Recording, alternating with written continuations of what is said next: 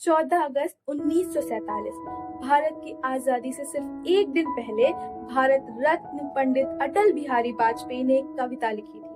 15 अगस्त का दिन कहता, आजादी अभी अधूरी है, सपने सच होने बाकी हैं, रावी की शपथ न पूरी है। दिन दूर नहीं खंडित भारत को, दिन दूर नहीं खंडित भारत को पुनः अखंड बनाएंगे। गिलगित से गारो पर्वत तक आजादी पर्व मनाएंगे, आजादी पर्व मनाएंगे। उस स्वर्ण दिवस के लिए आज से कमर कसे बलिदान करे, जो पाया उसमें खो ना जाए, जो खोया उसका ध्यान करे। आखिर क्या खोया था हमने जो बिहारी जी को ऐसी कविता लिखनी पड़ गई? क्या 15 अगस्त कभी इसकी भरपाई कर पाया? माननीय प्रधानाचार्य महोदय, उप प्रधानाचार्य, शिक्षकगण और मेरे प्रिय साथियों को मेरा सादर वंदन। आज हम सब यहाँ भारत के 19वें स्वतंत्रता दिवस के पावन अवसर पर एकत्र हुए हैं। 15 अगस्त यह केवल एक तिथि नहीं, बल्कि हमारे गौरव, हमारे त्याग, बलिदान और आत्मसम्मान का प्रतीक है। 15 अगस्त 1947 इस तारीख को किसी परिचय की जरूरत नहीं है यारो। सबको पता है यह वही पहला दिन था जब देश ने पहली बार आजाद हवाओं में सांस ली और संकल्प किया। जब देश ने पहली बार आजाद हवा में सांस ली और संकल्प किया, ऊंचा हो इतना, ऊंचा हो इतना, इतना बुलंद हो, तारों को चूमे तिरंगा। पिछले 79 सालों में हमने सुई से सैटेलाइट तक की यात्रा की, मून, चांद और मार्स पर अपना तिरंगा फहराया और अपने पौरस और प्रताप से आज हम दुनिया का चौथा सबसे मजबूत मिलिट्री पावर बन चुके हैं। हम कहां से कहां आ पहुंचे, ये समझाने के लिए एक सिंपल सा उदाहरण देती हूँ। ब्रिटेन की महारानी एलिजाबेथ II 1926 में जब उनका जन्म हुआ था, तब भारत पर ब्रिटिश राज था। कभी दुनिया की सबसे बड़ी इकोनॉमी रह चुका भारत ग्लोबल जीडीपी इंडेक्स में ढूंढने से भी नजर नहीं आ रहा था। 1965 में आते आते आजाद तो हो चुके थे, लेकिन 2 वक्त की रोटी जुटाना भी हमारे लिए मुश्किल हो रहा था। हमारे प्रिय प्रधानमंत्री श्री लाल बहादुर शास्त्री ने देशवासियों से अपील की थी कि सप्ताह में एक दिन वो उपवास रखें, और उपवास रखने से पहले, उनकी अपील करने से पहले खुद शास्त्री जी ने हफ्ते में एक दिन भोजन त्याग दिया। साल 8 सितंबर 2022 की रानी एलिजाबेथ का निधन हुआ और तब तक अब उन्हीं के इंग्लैंड को पछाड़कर दुनिया की सबसे बड़ी अर्थव्यवस्था बन चुके थे और हमारा स्तर 5वें नंबर पर आ चुका था। हमारा अगला संकल्प है 2029, जब हम जर्मनी और जापान को भी पीछे छोड़कर दुनिया की तीसरी सबसे बड़ी अर्थव्यवस्था बन जाएंगे। लेकिन आज मेरा विषय थोड़ा अलग है। आज मैं आपको उपलब्धियों की उमंग नहीं, आंसुओं का वो अध्याय सुनाऊंगी जिसकी कीमत पर हमने 15 अगस्त 1947 कमाया है। हरिओम, मैं हूँ माही, चिन्ह विद्यालय की हेडगर्ल, और मैं आज आपको उस त्रासदी में, उस ट्रेजेडी में वापस ले चलूंगी जिसने 10 लाख से ज्यादा जीते जागते लोगों की लाशों में बदल दिया और करोड़ों बेघर जीवन भर अपनों की याद में तड़पते रहे। मानव इतिहास की 10 सबसे बड़ी त्रासदी में शामिल विपदा का नाम है भारत विभाजन, पार्टीशन ऑफ इंडिया। राष्ट्रगान तो याद ही होगा, पंजाब, सिंध, गुजरात, मराठा। क्या कभी राष्ट्रगान गाते हुए हम इस वेदना को भूल सकते हैं कि पंजाब, गुजरात और महाराष्ट्र तो अब भी हमारा है, लेकिन सिंध हमसे बिछड़ गया। 17 अगस्त 1947 किताबी नजर से भारत को देखने वाला एक अंग्रेज अफसर रैडक्लिफ, जो खुद कभी भारत आया ही नहीं, उसने कागज के नक्शे पर एक ऐसी गैर जिम्मेदाराना लकीर खींच दी कि मानवता शमशीर हो गई। ये लकीर किसी जमीन के टुकड़े पर नहीं, एक जीते जागते राष्ट्र पुरुष के सीने पर खींची गई थी।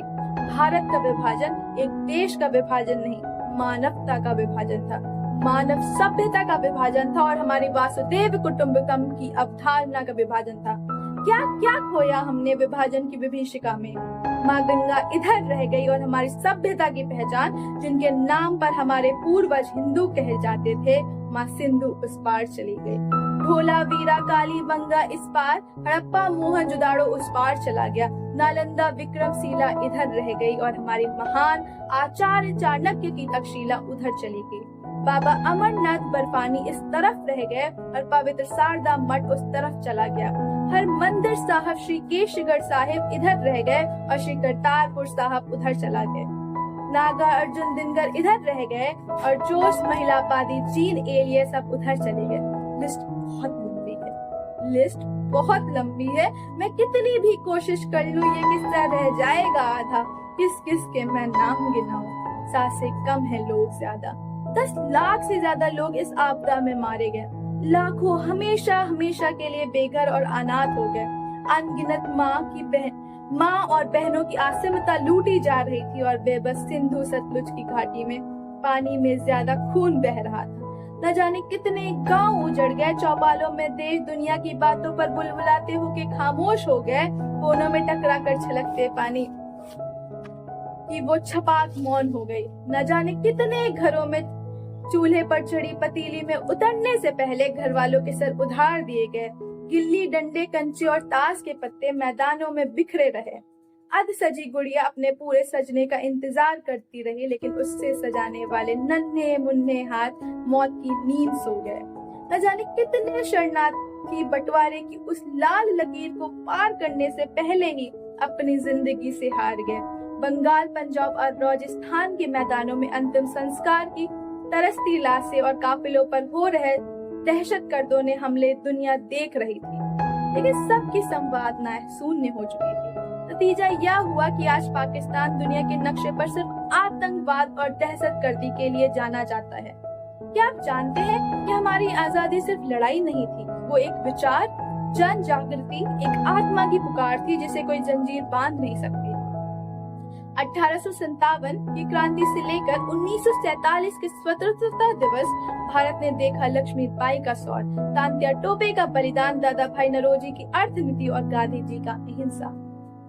हर कदम पर कोई गोली खा रहा था, कोई भूखा हड़ताल कर रहा था, कोई तिरंगे को थामे जेल जा रहा था, तो कोई बच्चों को छोड़कर आंदोलन में कूद पड़ा था। भगत सिंह, राजगुरु, सुखदेव ने हंसते हंसते फांसी को गले लगाया। चंद्रशेखर आजाद ने कहा, मैं आजाद था, आजाद हूँ, आजाद रहूंगा। नेताजी सुभाष चंद्र बोस ने आजाद हिंद फौज बनाकर अंग्रेजों की नींव हिला दी। इन सब ने अंग्रेजों को यह जता दिया कि अब भारत जाग चुका है। इस आजादी की कीमत केवल फांसी नहीं थी, यह हर भारतीय परिवार का दुख था। वो माँ जो हर राखी पर बेटे की तस्वीर निहारती रही, वो बहन जिसने भाई को शहीद होते देखा, वो बेटियां जिन्होंने पिता को तिरंगे में लिपटे हुए देखा, वो मजदूर जिन्हें बिना तनख्वाह के कोड़ों से पीटा गया। स्वतंत्रता के बाद भी भारत ने कई लड़ाइयां लड़ी। कारगिल युद्ध, पुलवामा, पहलगाम, उरी और हाल ही में ऑपरेशन सिंदूर 2025, ये सब याद दिलाते हैं कि स्वतंत्रता कभी स्थिर नहीं होती, यह एक निरंतर रक्षा है।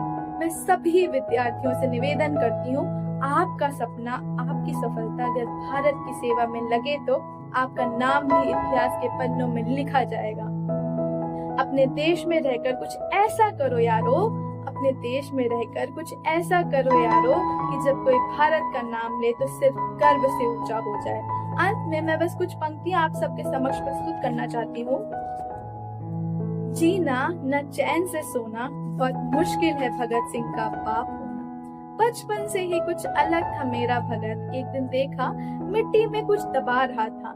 मैंने पूछा तो बोला, बापू इनकलाबे हो रहा हूँ, धरती में पिस्तौल बो रहा हूँ, एक बीच से हजारों बंदूकें जन्म लेंगी, अंग्रेज गिन नहीं पाएंगे इतनी गोलियां चलेंगी। मैं तभी जान गया था ये गुरु गोविंद सिंह का लड़ाका है, अकेले ही 1.25 लाख से लड़ेगा, सहरा बांध की घोड़ी नहीं, फंदा चूम के फांसी चढ़ेगा। देखो हमारी ओर, पहचानो हमें, हम वही हैं जो बाढ़ फेंक के धरती से धारा निकाल दिया करते थे, एक उंगली पर गोवर्धन उठा लिया करते थे। हम ही थे वे दिलेर जो चक्रव्यूह में वापस लौटने की विद्या सीखे बगैर गए, और वो भी हम ही थे जिनके फेंके हुए पत्थर पानी में तैर गए। हम मारना भी जानते हैं और बचाना भी। हमने दुश्मन के लिए फाइटर जेट्स बनाए, संगीन बनाई, और जब जिंदगी की सांस टूटने लगी हमी ने वैक्सीन बनाई और लिख दिया उस वैक्सीन पर सर्व संतु निरामया, यानी ईश्वर सिर्फ हम पर ही नहीं हर किसी पर, सब पर करे दया। हम हिंदुस्तानी हैं, मोहब्बत, अमन और सुलह के हमराज हम ही हैं। विश्व शांति के लिए उठने वाली सबसे बुलंद आवाज हम ही हैं।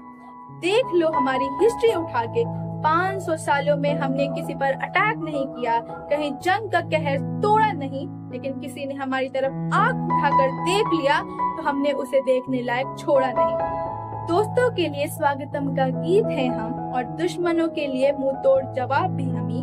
अहिंसा भी हमी है, इनकलाब भी हमी गौतम बुद्ध है और राणा प्रताप भी हमी। गलती से भी तुमने हमारी शराफत को कमजोरी समझ लिया तो बहुत पछताओगे। बांसुरी बजाने वाले उंगलियों ने सुदर्शन चक्र उठा लिया, कहाँ जाओगे। विज्ञान कहता है कि दुनिया का कोई भी इंसान नहीं रह सकता शून्य से नीचे और 50 से ऊपर का तापमान। शून्य से नीचे चटक जाती हैं हड्डियां, 50 से ऊपर पिघल जाती हैं मांसपेशियां। तो फिर ये कौन है जो सियाचिन के ग्लेशियर पर -30 डिग्री में तिरंगे की तार कस रहे हैं? ये लोग कौन हैं जो बाड़मेर के रेगिस्तान में 52 डिग्री पर ठाके मार के हंस रहे हैं? ऐसे जाबाजियां हाड़ मास के पुतलों से कहां? इसके लिए तो कोई यक्ष या देवदूत चाहिए। फौजी खुदा है, भेजे हुए फरिश्ते हैं, कोई और सबूत चाहिए। अंत में मैं बस इतना ही कहना चाहती हूँ, मत भूलो इस आजादी के पीछे कितने वीरों का बलिदान है। उनके सम्मान में हमें हिंदुस्तान के इस गरिमा को बनाए रखना चाहिए। जय हिंद, जय भारत, वंदे मातरम।